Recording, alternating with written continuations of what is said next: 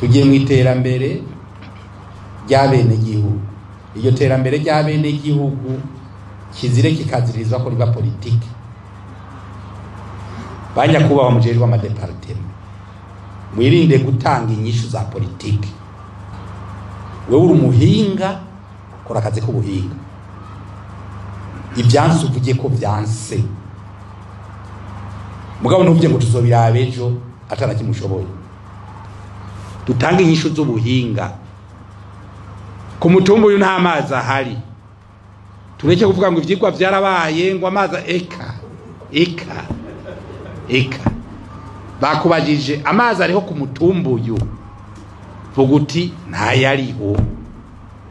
Kandi niba tayamirije kuza uvuga uti ntayimirije kuza mu gihe hatoba utundi twigoro. Apana kuvuga ngo tuzoraba mu minsi iza ngo kwa amazi yoboneka. Eka uzora mu minsi iza urafite ivyigwa, urafite uri karayakwega. Apana kwizeza bene gihugu ivyo tudashoboye. Tumenye ko baciye ubwenge uno munsi barabona nabo. Niruze tubafata nka bamwe bahijya Yesu. Eka ubu barabibona. Arakubaza ikibazo ukibaza ngo nta nyisha afise, kumba arayifisha. Weje aje ko kwishura akavuga ati ujya muntu naho yize yagumye ari kijuju.